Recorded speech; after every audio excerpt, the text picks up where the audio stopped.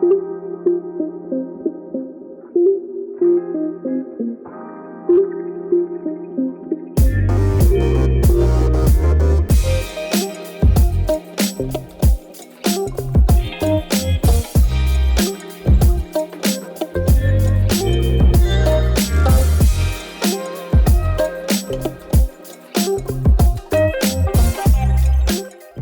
afternoon and welcome to another episode of STEMI Conversations podcast. I'm your host, Bradley Downer. Today, our guest is Miss Ximena Padilla. She's a Mexican biomedical engineer who graduated from the Autonomous University of San Luis Potosí and a participant of the Knowledge Building Program at the Laval University in Quebec, Canada. Her early achievements include the Scientific Poster Contest in the Latin American Clinical Biochemistry Conference with research on gut microbiota. She won 5 international gold medals as a scholar athlete representing her country on the national selection team in figure skating. In her professional career, she served as a state biomedical engineer in the largest public hospital renovation project. Being the only female and youngest engineer on her team, she was inspired to share her experiences with other girls, continuously participating in discussion panels offering insights into biomedical engineering. She got selected as one of the 17 international students to participate in the Future Technologies Training Program at Merai Innovation Research Institute in Japan, where she developed a wearable device for human-to-human interfaces to transfer skills. This project earned her the Best Innovation Project Award and was published as a conference paper under the International Symposium and System Integration at Halong, Vietnam, where she was the only Latin American woman speaker.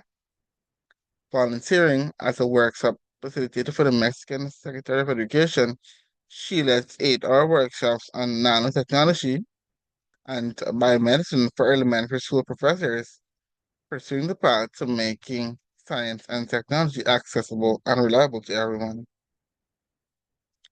Her contributions to the scientific community include being a plenary speaker at the third State Material Science Congress, addressing over 300 participants, presenting innovative methodologies for further exploration. As a speaker with Toastmasters International on the crucial role of youth in scientific innovation, and serving as a judge for the contest organized by the Latin American Society for Science and Technology, evaluating national prototype projects and mentoring young innovators. As an advocate for women in STEM, Ximena shared her journey in an interview with El Pulso newspaper on the International Day of Women and Girls in Science, encouraging readers to pursue STEM careers and advocate for diversity and funding. Beyond her scientific activities, she is the founder of the Alira skating team, where she developed community engagement programs to build leadership, teamwork, and civic responsibility among young skaters. Currently, she works as a research and development scientist and activist for the inclusion of women in science, seeking scholarships and opportunities for those already in this path. Miss Padilla, welcome to the podcast.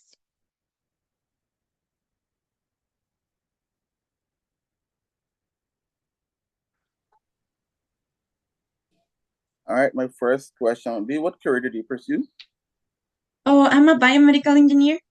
So it has been a really interesting path so far. It's a really multidisciplinary um, engineering. So there's a lot of things we can pursue there. Okay. My next question would be, can you describe what's a day in the life of your career? Like, what's it like being a biomedical engineer? Oh, it's really interesting. I mean, biomedical engineer is like if you throw in a blender medicine and engineering, a little bit of research in general, And well, it's really amazing to be able to have those insights not only on medicine or anatomy, physiology, but also the mathematical part, everything that has to do with biomechanics, perchance, and then it's all the cellular biology that we can also go and pursue a path there.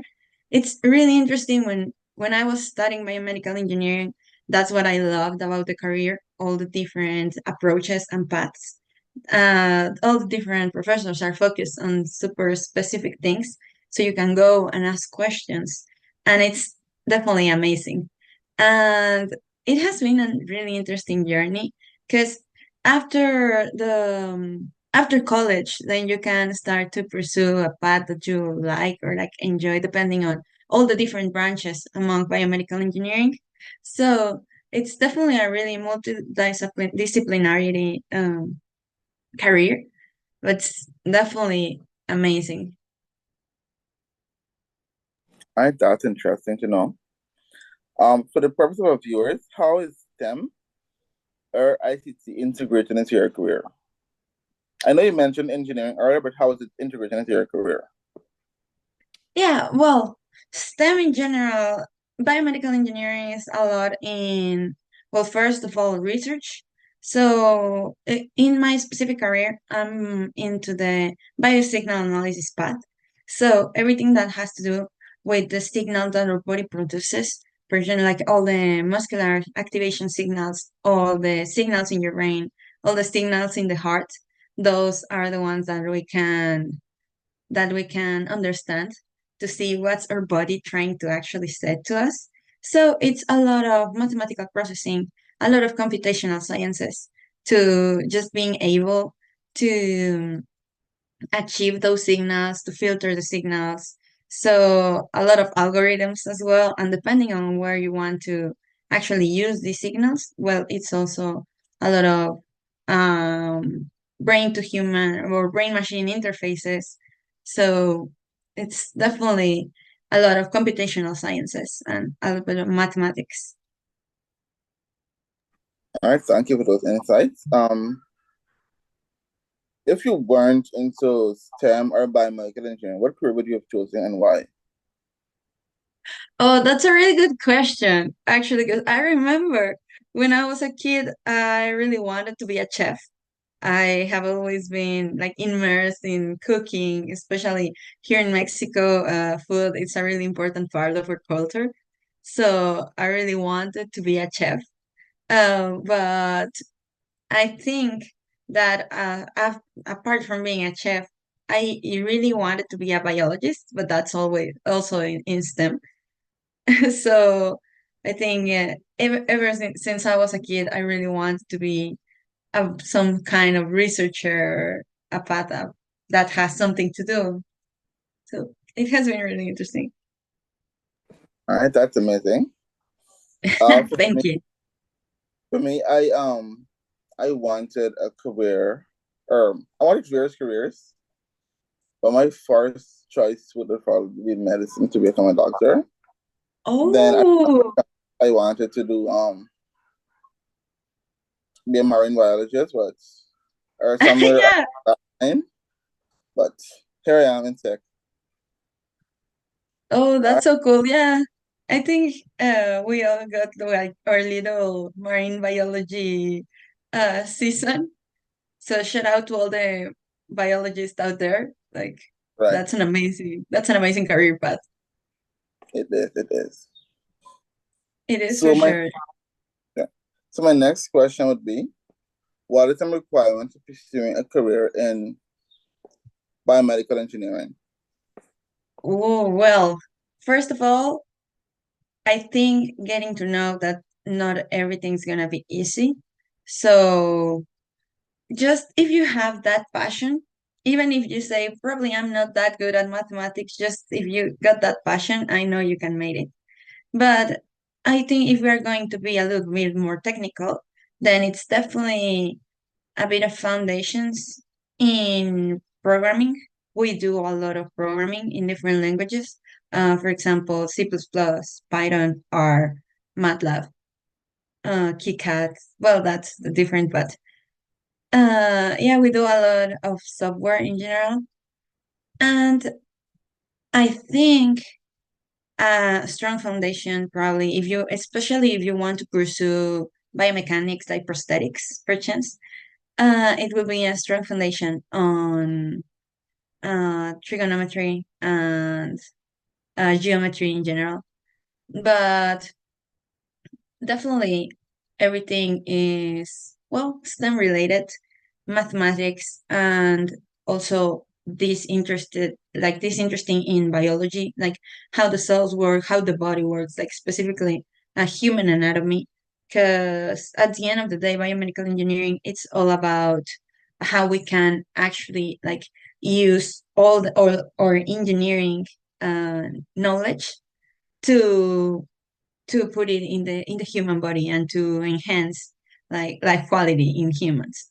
So definitely interested in, well, in a lot of programming, mathematics, and human body.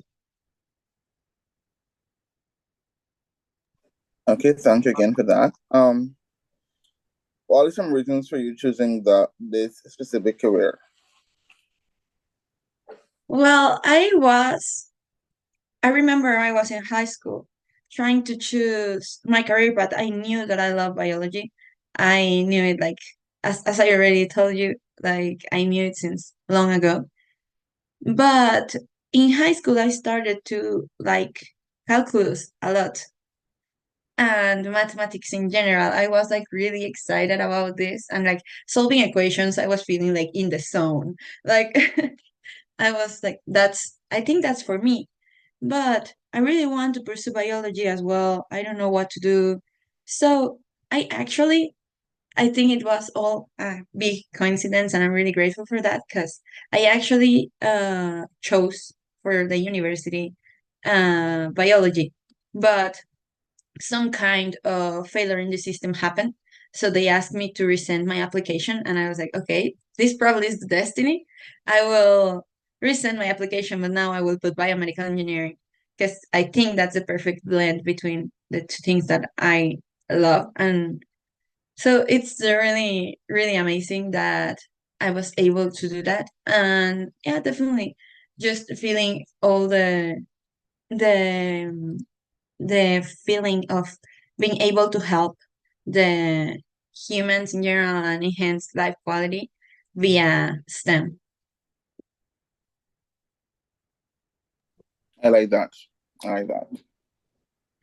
Yeah, it's a really interesting path of being like super focused on that specific area. But I have heard that a lot of different careers, perchance robotics or so, are doing amazing things also to enhance human life quality and working hand by hand with Sure. biomedical engineering. That's just amazing. It is. It is. Thank you. My next question is: what are some challenges you faced while you're pursuing your study or you're at work? Well, apart from the normal day-to-day challenges that the STEM shows to all, like, oh my God, I can't solve this problem, or oh my God, this code is just like not coding, not running at all. Yeah, well, at least here in Mexico, STEM careers are still male dominated. So it was quite hard for me to be able to enter into that work. For example, I was working at the as a state biomedical engineer, and when I was there, a lot of times, like actually happened to me that some different workers of the hospital were like, "Oh, excuse me, lady, where is the engineer?" And I had to be like, "No, so I'm the engineer." So when they saw me like a girl and that I was quite young, they never like gave me the opportunity to prove myself, so I had to work in order for to win them, like win their trust and build, well, trust over time for them to understand how we were like working with the biomedical devices and how we were working in the research area. So yeah, I think STEM is definitely it has its challenges. For example, in my research, a lot of the challenges are regarding the filtering of the signals. because we tend to have a lot of noise in the signals. But apart from that, well, I think it's right now in Mexico and Japan a lot of it's a very male dominated field. And I hope that the girls like watching to this, it's like I hope you know that we will be here to help you with our open arms, the ones that we're already on this path. So Thank you for that response. Something that I kind of dislike is the way in which, yes, I understand these fields were once or are supposed to be male dominated, but I see nothing wrong with a woman being an engineer or being a exactly. engineer or chemist. We're all human. We all have our choices and we can all perform. There is space for everyone, whether you're male, you're female, there is space for everyone. I don't see why these careers should be that way. Exactly. And for example, science is all about looking at every single angle of a problem in order to solve it. So, Correct. how are we going to solve a problem if we are lacking basically half of the population's ideas? So, Exactly. there's a space for everyone. And I really like how you said that because it's definitely true. We are all human, we have all different points of view, and that's just the beauty of science, how we can actually join all these points of view in order to solve a problem that concerns to all of us. And that's something, it's not just needed in STEM, but in everyday life. We need to be able to collaborate and to have teamwork. And we have to remember that everybody's point of view, everybody's idea is different. It's like there's a Yeah, nine on the floor, and I'm on one side and I'm seeing the nine as a six. You're on the other side and you're seeing a nine, and we're both gonna argue because we're not seeing from the same standpoint. But then if I go to your side, I will see it as a nine. And if you go to my side, you'll see it as a six. And then we get exactly. to understand that, hey, it's the same thing. It's just that your angle is portraying it different from the way my angle is portraying it. And that's how we have to work in today's society. Something I had to learn, and I had to learn multiple times, that you can't do everything by yourself. Yeah, exactly. Always need help. You always need help. Definitely. I think one of the hardest things is to ask for help, but when you do, you tend to notice that you needed the help because all the different points of view that you were, for example, telling us like it's a six or it's a nine, we don't know Correct. until we got all that empathy for or like the point of view of others. Sometimes it's like all we need in order, like for example, in society, like all of these misunderstandings, we can actually agree if we were a little bit more empathetic with others' point of view. Correct. Mm-hmm. So Yeah. yeah, I agree. I feel like if we are a bit more empathetic, like you said, and we try to understand from the other person's perspective, we'll be better off today, not just in this STEM arena, but in the world in general, we'll be better off. Because Definitely. I we mean, see and we'll tend to understand, hey, this is why we need X, Y, and Z person on this stream. And this is why we have to, okay, this solution could implement my idea and your idea. So I can give the starting point and you can give the ending point. Or you can give the starting point and I can use my point as the ending point. And we're able to literally solve problems. exactly. Sometimes you're like super stuck in a problem just because you're not seeing it from a different angle. And it has happened, for example, when we're like doing group projects or we're working like in the research and development area. Like, hey, I'm stuck in this. And sometimes it's like it's your code, for example, it's like your baby. You don't want to show it to anyone and you don't want anyone to like touch it. But sometimes when you ask for help and ask for a different point of view, they kind of see the bug right away, or they are like, oh, so haven't you thought about this different approach, that it's definitely sometimes super helpful and it helps like the progress in society. Now it's this is a STEM example, but it can be translated to basically anything, I don't know, to finance or like relationships in general, having all the being available to see the different points of view, it's definitely going to help us to get to all the different spots and problems we tend to have in society. That's true. That's true. So for our viewers out there, uh, we should no longer be having the stereotyping women in STEM. STEM is literally for every and anyone who wishes to pursue a STEM career. And one thing in life is we all have to work together at some point or the other. Teamwork Exactly. is important. And I mean, specifically for, I know there's like this stereotype that, oh, maybe there are not many women in STEM, but to all the girls out there, sometimes they get a little bit scared. I have heard that girls are like, well, but I don't want to be in a classroom that's male dominated or something like that. But it's like, well, some of like the girls in STEM that were already there, we're going to help you. And definitely, if you know if it's your path, it's your passion, pursue it, because we really need all those different points of view. So definitely, STEM is for everybody, both male and female, and having all the different points of view, it's going to be super helpful. Don't be afraid. We'll be there for you. Yes, we will. We'll be here. All right. My next question would be, what does success look like for you?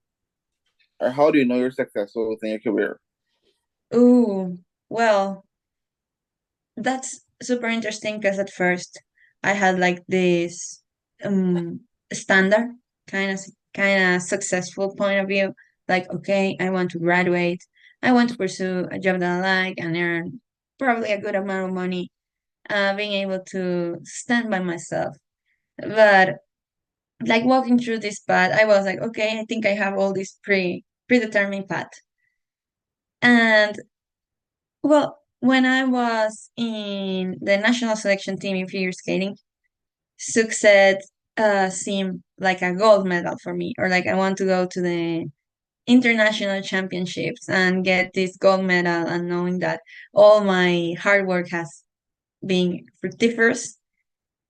But and when I left the national selection team to kind of focus a little bit more on my studies, I was like, okay, what's next? I kind of enter into this crisis. Like, of course, you can get a gold medal in STEM. Probably you can, but it's not the same thing. And I happened to pass from a really high performance type of mindset in sports to shift it to like a high performance type of mindset in STEM careers. So I wanted to pursue everything, but that kind of led to being with like a lot of stuff in my plate. So eventually I was like, okay, I kind of had to talk to myself and redefine my my definition of success. Like, what does it feel right for me? The things that, like, being able to do the things that I enjoy to do, for example, science dissemination like this, or being able to work on scientific projects, scientific teams. Of course, that's not erasing all the ambitious ideas I have and all the things that I want to pursue, but being able to just do the things that I love. And I know that it's going to be hard days and not so hard days, but just knowing that I'm being true to myself and not letting, for example, even in the hospital, not letting all these stereotypes being affecting me. I know I'm already doing a good for myself, and I want to keep achieving my goals and my things from that point of view of being true to myself and being helpful for the community and being able to spread a message.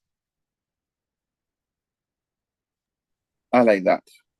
I like that. Um, a lot of times when people talk about success, people tend to go down the line of, okay, he or she must be like a millionaire or they must have a lot of money. But success is not just all about having money. In my opinion, I believe it is, how we're able to somewhat assist people who are in need. Like, for instance, in your career in biomedical engineering, you're literally helping people. Thank you very much. And you're also trying your best to encourage women or girls in STEM. So for me, those Definitely. those are good standpoints, and those are also measures of success. Thank you very much. And I think things like money or so, of course, we need to put our thought and efforts into that as well, but that will come kind of eventually if you're actually pursuing your passion, if you're doing what you love. And for example, right now, that apart from that, it's like really fulfilling for me to just being able to know that I'm doing a change in STEM related fields, for example, here in Mexico.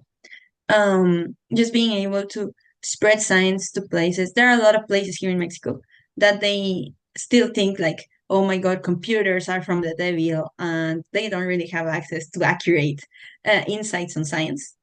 So being able to go there and spread accurate information, and that is also something that really fulfills me, and I hope I can get the chance to be like to keep doing so, to approach people in STEM.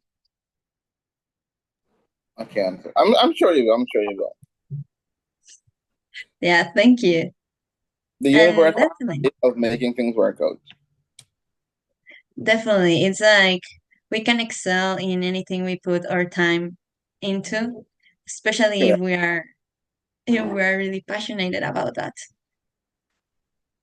Yes. So definitely pursue your passion, and even like listening to all these dissemination podcasts, for example, this one that we are in right now, are definitely super helpful for people to find their passion. So that's an amazing labor you're doing here. Thank you. And for you, how does success look like? For me, I view success in multiple ways. It's not just about um. Yes, you need money. That's for sure. You Yeah, need for to pay sure. your bills. Um, but also being able to assist people and and being able to encourage other young people, to pursue, like you said, to pursue their passion and assisting them along the career line. I believe that is success for me. Definitely. And I'm pretty sure you're doing that right now. Like the STEMI Conversations podcast, I really think it's an amazing opportunity for people to engage in that sense. It is. It is. It is for sure. All right. My next question would be, what do you think about networking and building relationships in your career or as a STEM person? Oh, well, sometimes it's networking, it's not really talk as much as it should, because it's extremely important in STEM fields, in research fields. Like not only like networking just to get to know people, but this part of networking even for getting to know different insights, as we already talked. Like I have met amazing people with different insights that have been super helpful for my project. Sometimes they have these things that I was lacking on knowledge, and like we can make it like merge everything into our research, like a conjoint research. So it's not only when you are like in the research part, but also when you are already in like in college, getting to connect with your peers, that's super helpful because eventually you're going to find yourself out there, and you will be like, oh, I remember you. And it was really nice to share like college experience with you. So it will be like super helpful in all different insights. And also you never know who you will get to know. So a lot of super interesting conversations happened while networking. A lot of amazing opportunities to happen because someone know you or remembers you because you were like approaching to them. Of course, sometimes it's hard. You can just go and approach people randomly. Like it's definitely hard when you're like trying to, but super important in STEM fields, especially because right now science is moving at super fast pace. So being like actualized and like updated with all the different things that people's doing, it's definitely going to be helpful for you to keep on track in this field. That is true. That is true. For me, networking is important. You get to meet other people, and like you said, you get to hear their ideas, and you get to actually learn from other people as well.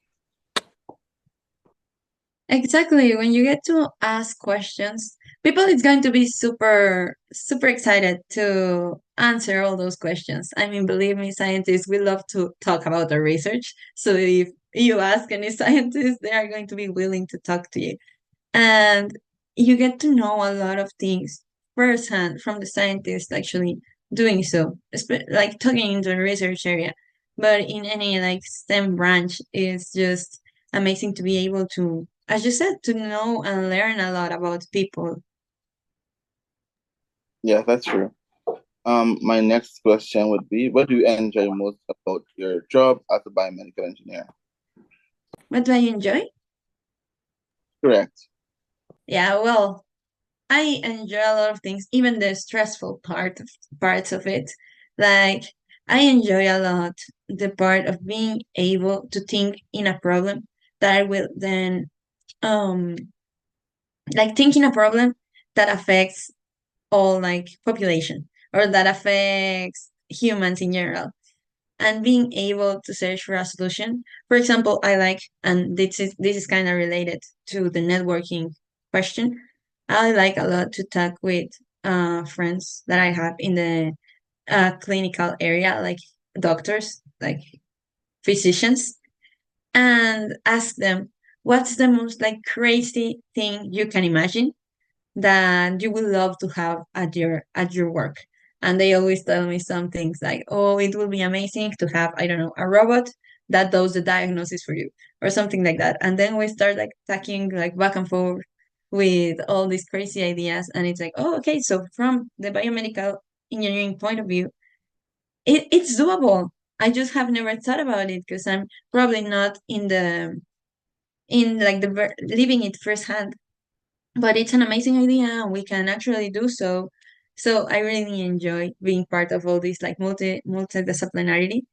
And also, well, the parts of scientific writing, I really like to write a lot. So being able to put all the effort we already did in working and retrieving signals, filtering, and all the hardware, the software, and putting it into words, I enjoy that a lot too. I know it's not everyone, it's not for everyone, but it's a really nice part of the job as well, and just being able to share the spaces with like-minded individuals, well, like you, like all my peers at the research institute, and just being nerding around of a problem or an idea. It's just amazing. And then of course all the part in like yeah, more focused in on STEM, like being able to just be so focused, like in the zone when you're like coding or when you're solving a problem or like looking for the solutions to these problems is just something I really enjoy. Like feeling that all the things in my brain are just like trying to solve a problem, just moving around. It's just so like really stimulating, and I enjoy that a lot too. All right. I like the part where you mentioned about the conversation you have with the clinical person, like the doctor. Actually, the idea is kind of doable. I've seen, I think, movies on it. and I've read articles that robots are now actually doing surgeries. I think there was one part by the Jamaica cleaner. It said that scientists had built robots to actually do or conduct surgeries without a doctor being present too. That is literally doable. The only thing is we're not seeing it in front of our eyes. So we think that it's not achievable, but it is achievable. And It is. people are doing It it right now. is. It's so amazing, just like you're mentioning this, because sometimes it's even that, like being able to talk with like the clinical doctors and everything, and they had all these crazy ideas, and just being able to tell them it is doable, it's people doing it right now. So just like for example, is this Da Vinci robot that it's able to perform surgery like from like distance, and people is like doing that right now. So it's definitely state of the art research at the moment. But robots in surgical procedures are definitely a thing right now. I don't know if they're a thing in like clinical diagnosis, but it's definitely doable, and I think we can see a paper, an article coming out of that like pretty soon. I believe so too. There was a webinar I attended a while back, and then they were saying that in some countries, when they or where they have these far-flung communities, they can have um, robots or some sort of AI feature where that will be able to like collect data and then supply that to the or assume to health ministries so they would know the amount of supplies that would be needed for that area or that community. So in Oh, my head, I'm assuming that people are going to this facility to get testing, and then based on data received by the health ministry or by a doctor, they would then okay. know the amount of medication needed for that area, or if there's any let's say there's any disease that's spreading, and they would then know how to deal with that from that standpoint. Wow, that's So so cool. these things are lit AI, biomedical engineering, robotics. They're definitely changing the way we view medicine and how technology is actually going to change our lives and the world at large. Yeah, exactly. That's a perfect summary of what's going on in medicine and biomedical engineering right now. They are just revolutioning everything. For example, AI. I know people, it's kind of scared of AI sometimes because we have seen, or like it's easy for us to access just to things just like um I don't know, just creating an image and it's just so random or whatever. But actually AI in biomedical engineering, as you already said, it was a really amazing example. It's being so revolutionary in that sense. If we go to image analysis, you get like an X-ray scan, and you get to being able to use AI in order to analyze your image, and it's or even like tomography or MRI examinations. There are a lot of research right now on being able like to have this AI to understand if there's cancer hints in MRI in MRI images of different people. So it will make diagnosis so fast. So it's amazing to see what AI is being capable of do. Right now, I think there's also a research for an AI that analyzes the movements of people's hands and tells you if there's like a possibility of you developing Parkinson in the future. So amazing what AI is able to do right now and all the processes that it's going to develop at the moment. So don't be scared of AI, like to all the people listening us out there.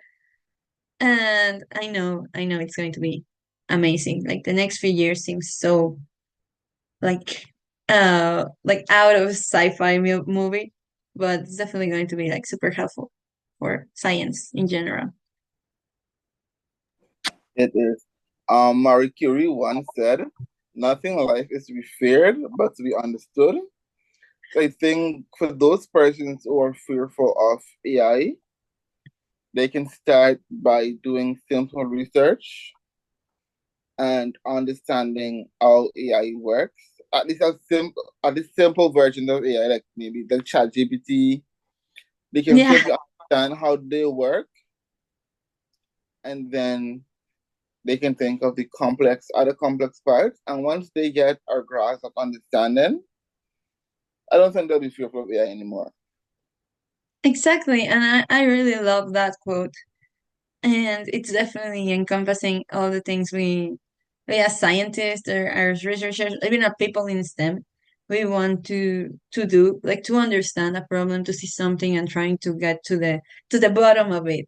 And sometimes we are wrong, we got our hypothesis wrong, but that's the beauty in it as well, like being able to be wrong and trying all over again. Sometimes I know it's stressful for you to think I put all this effort, but now you know what's not the answer. So it's also progress. Correct. It's really nice to just be able to understand different situations in life. For example, in biomedical engineer, how you can blend STEM, more like mathematics or so, engineering in general, with biological processes. So definitely nothing to be as scared of, only to understand it. That's an amazing quote. It is. Um, I have three questions remaining. So Yeah. my question would be, what did imposter syndrome look like for you, and how did you deal with it? Oh man, that's a tough one. Yeah, it happens. It happens, and it's then difficult to understand that it's imposter syndrome. I was actually talking about this with a friend of mine yesterday. I was like, I think I'm not doing enough. I I should be doing more. By now I should be doing this and this. I have these goals set. Why I'm not there yet? Sometimes it's like the stress of why I'm not there yet. Am I doing enough? I know I can give more of myself. And we were talking. He was like, well, probably you will need to do more or whatever, but what you are doing is it has been just amazing, and we have time. We have time in our lives to keep pursuing our goals, and if you keep moving, even if it's on smaller paces, sometimes it's not wrong. And I was like, okay, that's really really helpful. And also like I think a lot of the time I'm like talking to my friends or so, it's like I know what I want to do, but I don't know if I'm like putting my 100% of effort into it. And she told me, when another friend, she told me like not even not even trees bloom all the year. They need to rest sometimes. So it's good if you're resting sometimes. Don't worry about it. You're doing amazingly. So I think it's sometimes our heads can be really intrusive in that sense. Like maybe we're not doing enough. I know I did already this, but I have like certain standards for myself. Like I want to keep pursuing, I don't know, different like approaches for girls in STEM, or I really want to keep working on this research project, and I should be like working on my research paper that I'm writing at the moment. But we don't have to be immersed in that like 100% of the time. It's good to take some rest, and sometimes having this strong support network is what has been actually like reminding me, okay, I have come this far with like so we have been doing so much for so long with so little. so we can keep doing so, but we need to rest sometimes. So yeah, definitely getting to do things that I like apart from like work. For example, I really love to read. I really love to go on a walk for my dog. Sometimes like going back to skating as a hobby.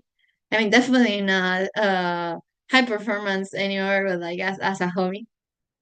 Uh, Getting back to our roots and remembering where we come from and what we are trying to go now. Even when if we don't lose our path, then we are on the right track. So it's good to take rest. I think especially that is what grounds me and helps me see the overall so I don't get lost into the imposter syndrome. Understood. Um, Similar to you, I kind of have the same feeling at times. Like, though I know I am doing everything I love to do, sometimes I feel like, did I do enough? Um, and especially it happens, especially when you're resting, like you're laying down in the night and you feel like, okay, I'm not gonna do much work tonight. I'm gonna rest because I feel a bit exhausted. And then your brain comes and be like, did you do enough? Yeah, What is exactly. that? And then it starts to haunt you like, okay, you should have already done this, or you should have already done that. However, one thing I'm thankful for, like you mentioned, is having a strong support network that that supports and gives you the guidance and reassures that you're doing fine. It's okay, you can rest today, and resting is important. It is, and it's going to help It's us bloom again. really important to rest and recuperate. Definitely. And sometimes even imposter syndrome is when when I was at the hospital, I was quite young for the standards of an engineering working at a hospital or for an engineering working on research and development. So I was scared of not being able to do what they asked me to do. Like maybe I don't know how to do this. Okay, they chose me, but why if they made a mistake in choosing me or something? I had so I worked as a public health inspector for 4 years, 8 months and change. And I switched jobs because I wanted to feel what the tech industry is like. I understood that it was challenging, or it will get challenging, and that there are various aspects that we can do. So maybe you can get into coding, you can become a web developer, you can go more into the PC repair side, you can go more into networking, and the list goes on, right? Then Yeah, I had a job, and the position I got, I was like, oh my God, is this for me? Am I exactly. capable? I can't do this. Yeah, But yet I'm still here doing it. Because sometimes amazing. it presents itself in this way, like if you're not skilled enough, and that if you don't have confidence in what you can do, that pulls you down even more. Yeah, So me to overcome uh imposter syndrome, you need to have a strong network, a strong yeah, I support agree. system. It could be your family, it could be your friends, it could be your co-workers, people who will remind you at times that, hey, you're capable of doing this, or hey, you got the job and you can do this, or you've been doing this for the past 1 year. You can continue to do more. You can excel in this field. You can be better. Or there are times when you have to do things. You have to elevate to get better. You have to practice to get better. But sometimes you need a reminder. You I sometimes literally agree. need a reminder to tell you, just keep going, even if it's one step at a time. You Exactly. just have to keep going, or one day at a time. You have to keep going. Yeah, there are times you might fail, and I can tell you sometimes when you fail, it comes back in your head like, why did I fail? How did I? And Yeah, you might want to beat yourself up, and an imposter syndrome will walk in, and then you'll start feeling like you're a failure. But there's nothing wrong with failing. definitely. But when you fail, you get to go over the concept. You get to see where your mistakes were. You get to work on them, and you become sharper. Exactly. And we can get to learn about our mistakes if we don't make mistakes, and if we are Correct. not going to be able to make mistakes if we are not trying. So I really like how you said that because it's definitely true. Or having a strong foundation and a strong support system will be super helpful in It, the long run, and definitely and it relates with what we were saying earlier. We can't like do this alone. We need help and different insights yeah, and different people. So that's for sure. Also sometimes it's like I'm like, okay, so fake it till you make it. Like, yeah. Sometimes you have to do that. but at the end it's just like a way of saying like, okay, I'm faking it, but it's just that I do know these things. I have done this already, and if not everything is figure outable, you That's can true. you can definitely go. Yeah, The other thing is when you fail, you already have an understanding of what the topic is about or what the program is doing. So, excuse me, when you were doing it, you have a kind of advantage because you were here before and you know what some of the concepts are. It's just that maybe you weren't good at, like me, crimping cables. I don't like crimping network cables. I know the art of the colors, but attaching yeah, that head gives me problems. However, there are times when I will sometimes take my time. It will take me a lot of time, yes.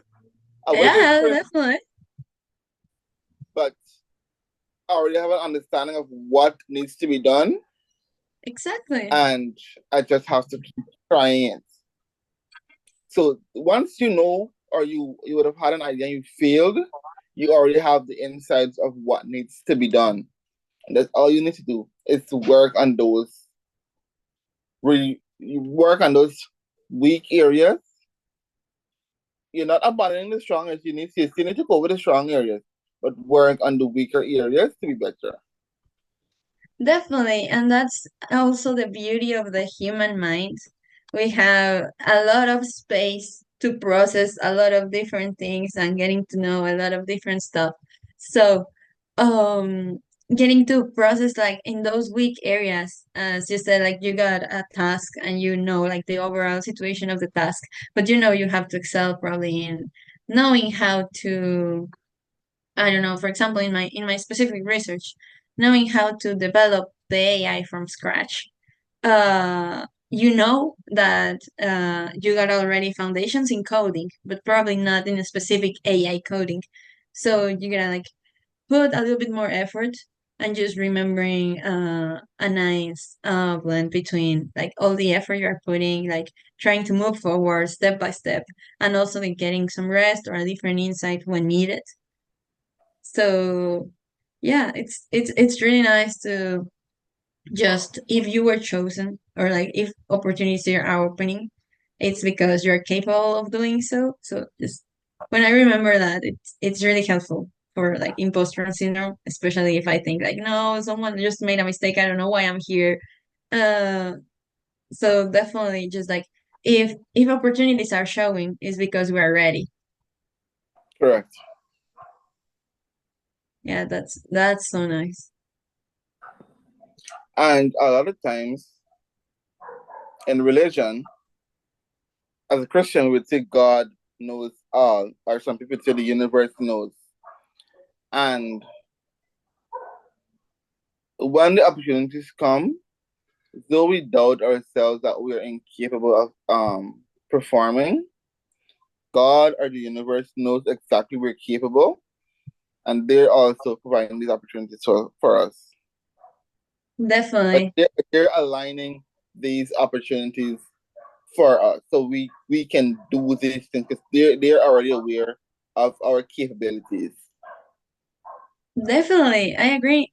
I really like also like this quote of every rejection is a redirection. Correct. So it's not like we are getting away from a path we think, but it's like we are getting redirected to our path that we are intended to be or like pursuing. For example, if I think it was um Buzz Aldrin or Neil Armstrong, the ones that went to the moon, one of them had to do like 8 times their test for like NASA to enter to be an actual astronaut. But if he hadn't done that in the certain time, he wasn't being able to actually go to the moon, to go to space. Correct. So definitely every reaction it's more like a redirection to our goals and it's a step that we take in order to learn more. And as you said, like a God or the universe, they know our capabilities. So they weren't showing us all the opportunities if we weren't ready for them. Correct. Yeah, it's a really nice insight that you mentioned because I agree with you. All right. So I was going to ask another question. I think we already covered it when we did the imposter syndrome. Is there anything else you'd like to add to the conversation before we close? Well, just that. Well, first of all, really nice to be here. It was a lovely conversation, a lovely STEMmy conversation. So thank you so much for having me here, and just like everyone out there to know that people that's already in STEM, it's here to receive you with open arms. Go and ask questions.